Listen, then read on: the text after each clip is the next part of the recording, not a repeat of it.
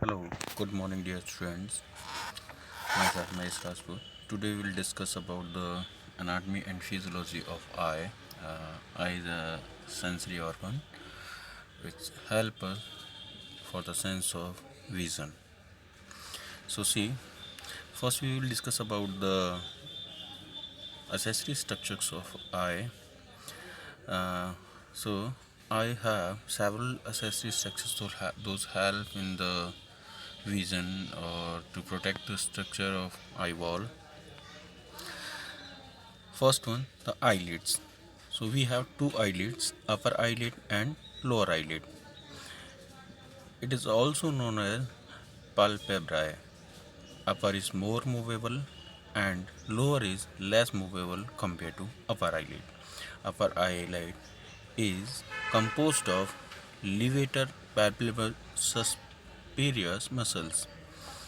It protects the eye from excessive light and foreign bodies. The space between upper and lower eyelid is called palpebral fissure. Meibomian glands are sebaceous glands that secrete an oily lubricating material into the eyelid which help to protect our eyeball, the anterior surface of eyeball from the frictions. In the inner canthus of eye, the crenule is the smally fleshy masses containing sebaceous glands. They also secrete some sebaceous substances in the inner canthus, and they just secreted on the surface of sclera, means whitest portion of eye, to protect the eye from the frictions and reduce the chances of injury during the eye movements. See, uh, the upper eyelid and lower eyelid, and this one portion just beside the lacrimal gland is help to secrete a lubricating substance to protect the eye structure. Next one is conjunctiva. You know very well the conjunctiva. Conjunctiva, like as a lamination on the surface of outer surface of in the inner surface of eyelids, upper eyelids and lower eyelid, and the anterior surface of sclera, and it is a transparent layer composed of stratified columnar epithelial tissues, means the type of epithelial tissue uh, those help to secrete some lubricating substances like as mucus. Palpebral conjunctiva lie at inner of the eyelid, both of the in the inner surface of upper eyelid and on the inner surface of lower eyelid. Bulbar conjunctiva lie at eyeball except cornea. It covers the sclera, not cornea. Next one is eyelashes, which protect from border of eyelids. Eyebrow, it's a hair projections protect the eyeball from foreign objectives. The sebaceous ciliary glands lie at the base of hair follicles of eyelashes and eyebrow, both of them, and release the lubricating fluid which help to stick the foreign bodies and protect our eye structure and internal eye structure. Next one is the lacrimal apparatus, or you can say lacrimal glands. These are the almond shaped glands, and the lacrimal gland secretes tears which drain into the puncta, then the nasolacrimal sac, and then these secretions transfer into the duct which empty into the inferior meatus of the nose. And the nerve supply for the lacrimal gland, those help to stimulate the secretions of lacrimal glands, is parasympathetic fibers of facial nerve, which is the seventh number of cranial nerve. Lacrimal fluid contains salt, mucus, and lysozyme. Each gland produces approximately 1 ml lacrimal fluid every day. Next one, accessory structure of the eye are eye muscles. You know very well, we have six accessory muscles. Those help in the movement of eye or eyeball.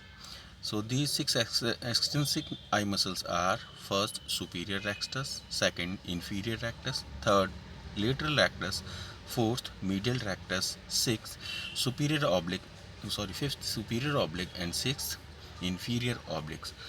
So these are the muscles those present on the posterior surface of eye, and they just bind with the eyeball and the orbital, the bones, facial bones in the orbital cavity. And the intermittent space between these muscles is completely filled with the adipose tissue. Those have accumulation of fat which help in the production of our eye structure during the eye movements. See the superior rectus muscles and inferior rectus muscles, lateral rectus muscles and medial rectus muscles. Lateral rectus muscles are present on the क्या कहते हैं external canthus, and the medial rectus muscles are present on the just behind the inner canthus. And these are the inferior rectus muscles are present on downwards, and superior superior rectus muscles present on the upward, lateral rectus outward, medial rectus inward, and superior oblique downward and outward. Inferior oblique muscles present upward and outward. See the structure of eye. See in this diagram very clearly. See, this is the structure of eyeball. It's composed by three layers. First one is the sclera, outer whitish layer. Second one is the choroid layer, which completely composed by the muscles, and third one is the retinal layer, which completely composed by neuron tissues or nervous cells, and some secretory cells also present within it. And these all the layers of eye have some modifications, like a sclera have modification as a form of cornea, and choroid have some modification like as the form of ciliary body, iris, and pupil. And the inner layer retina has some modification like a suspensory ligaments and lens. And macular lutea also, optic disc, blind spot. These all are the modifications of retina. So each and every one layer have some modification. We will discuss one by one about these modifications and about the structures of particular layer. So what is the eyeball? It measures about 2.5 centimeter in diameter, and the exposed part of eye is only 1/6, which we can see outside of the face. It is composed of three layers: fibrous layer, which is the outer layer; vascular layer, which is the middle layer; and nervous layer, which is the innermost layer. See, first outer one layer, that is the fibrous layer. And fibrous layer have some modifications. The most another name of this fibrous outer one layer is sclera, and it also have a modification like as a form of cornea, and we will talk about the cornea. It's a transparent layer, and cover completely iris and pupil also. It help in the refraction of the light. It has three coats, means the cornea composed by the three layers.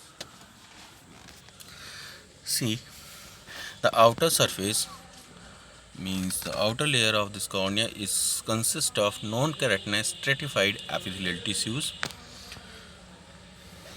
Next one is, you know the meaning of keratinized stratified epithelium? Keratinized means those tissues or those cells who have keratin. Stratified means multi-layered. Epithelial is the type of a secretory tissue. So it composed, the outer surface consists of non-keratinized stratified epithelial tissue. Next one is the middle coat or middle layer, consists of collagen fibers and fibroblast cells. Collagen fibers are the highly, you can say, high strengthable fibers within a human body. So it's completely composed by the collagen fiber. Inner coat or inner layer is consist of squamous epithelial cells of cornea. Uh, the meaning of squamous epithelium, squamous means flat, means those cells have flat shape. Epithelium means secretory cells. So this type of secretory cells, those have flat shape, means have extreme surface area. Next one is sclera. It is called white of eye, means the whitest portion of eye, the outer whitest portion of eye except cornea is called sclera, composed of dense connective tissue which covers the eyeball except cornea, serve as an attachment for the extraocular muscles, means those help in the movement, um, help in the movement of eyeball, helps maintain the shape of the eyeball. The another function of sclera to maintain the shape of eyeball. It is rigid and protect the inner structures of the eye, like as choroid, retina, ciliary body, iris, pupil, lens, etc. Next one is the vascular layer. So it's a middle one layer, also called choroid. It completely composed by the muscles, absorb excessive light, contain network of blood vessels to supply oxygen and nutrients, means the layer which have the arteries and veins within the structure is the choroid layer, have numerous blood vessels. It contain melanocyte cells which help in the secretion of melanin in choroid, those absorb the steroid rays. Next one is the ciliary body. It is the modification of choroidal layer. See the ciliary body, I will show you in the diagram. This one structure is called ciliary body, and the brownish जो reddish portion है, the upper reddish portion is the choroid, and just below the ciliary body we have iris, and between the iris this blank space is called pupil. So we will discuss about the iris. First we will discuss about the ciliary body. Ciliary process produce aqueous humor attached with the jonular fiber with lens. The muscles of the ciliary body control the thickness of the lens. The ciliary body is completely composed by the smooth muscle tissues, and they contain the numerous pigmentation cells. Those help in the secretion of pigment, and the ciliary body also has some mucus gland, and these mucus secretory glands secrete excessive amount of mucus which is secreted into the anterior and posterior chamber and collected into the vitreous body, and the secreted mucus help to give the color of the to the eyes. Next one is the iris, is the detached structure with the ciliary body.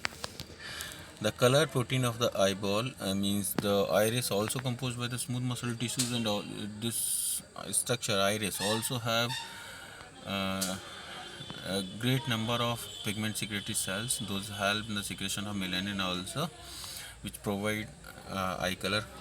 They have more number of pigment secretory cells compared to ciliary body. They help. They are the colored protein of the eyeball. It is suspended between cornea and lens. It contains melanocyte and smooth muscle fibers. Because of these melanocyte cells, because these melanocytes secrete the melanin, which is a pigment, and this help to decide the color of eye. Brown and black eyes. Some persons who have brown and black eyes, their melanocyte cells secrete a large amount of melanin, and the person who have blue eyes, those persons melanocyte cells very low melanin, and some person who have green eyes, those persons melanocyte cells secrete moderate amount of melanin.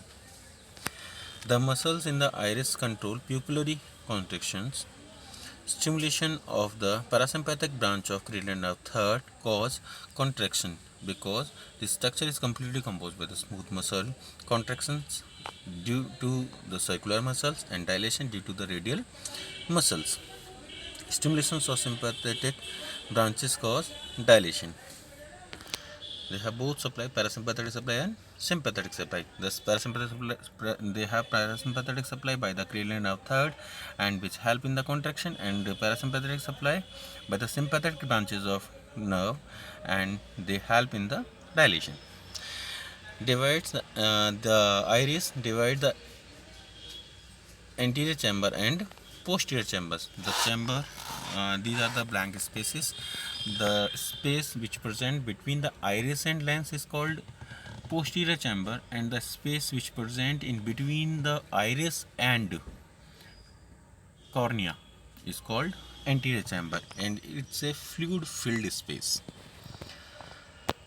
Nervous layer, it's called retina or innermost layer. It's an innermost layer. It has two layers, pigmented layer or neural layer. The pigmented layer contains melanin which absorbs straight light, means bright light. Neural layer is consist of three layers: bipolar layer, horizontal cells and amacrine cells, ganglion cells layer, and photoreceptor cells. These photoreceptor cells have two different type of cells. Those are rod cells and cone cells, which help in the absorption of light rays and reflection of light rays. The cone cells help in the reflection of light rays, and the rod cells help in the absorption of light rays. See the photoreceptors. Two type of photoreceptor we have in our eyes within the retinal layer. First one, cones. They help the bright light stimulates the cone cells, and each retina has approximately 6 million cone cells. And rods, each retina has approximately 120 million rod cells. They help the dim light stimulate rod cells. See, when when a person will go in the dark light, that time the rod cells of the retinal layer will stimulate it, and we have a image and within our eyes. And when a person go in the bright light, that time the retinal layer will the cone cells of retinal layer will stimulate, and image will form within the eye. See, these are the rod cells and these are the cone cells. Rod cells have a cone cells have a sharp point, and rod cells have a blunt point. Next one, macula. The complete name of this is macula lutea. It's a modification of retinal layer. So see, what is the macula lutea? It's the highest concentration of cone cells, means within the macula lutea only cone cells are present, no one rod cells are there. And the tip point of this macula lutea is called fovea centralis, center of macula lutea. Contain only cone cells, and there is no rod cells are present. Next one is the optic disc, or you can say blind spot. The blind spot is a part where no rod cells or cone cells are present. And optic disc is a point, or you can say a site where the optic nerve, optic artery and optic vein will enter within the eye structure or eyeball. Next one, or next modification of lens is called what is the lens? A transparent crystalline biconvex structure immediately behind the iris. It's a completely transparent, and it's a crystalline form, and the coat of this lens is also composed by the collagen fibers, and it's a biconvex structure, means it's have a shape biconvex shape. It's suspended from ciliary body by thread-like ligaments called zonules. It refracts the light, focus light on the retina. These are the function of lens. Next one is the antechambers of the eye. So we have three chambers within the eye: anterior chamber, posterior chamber, and vitreous body. See the anterior compartment or anterior chamber, it completely filled with the aqueous humor. What is the aqueous humor? Fluid that nourishes the lens and the lens and the epithelial cells, help refract light onto the retina. Next one is the posterior compartment or posterior chamber.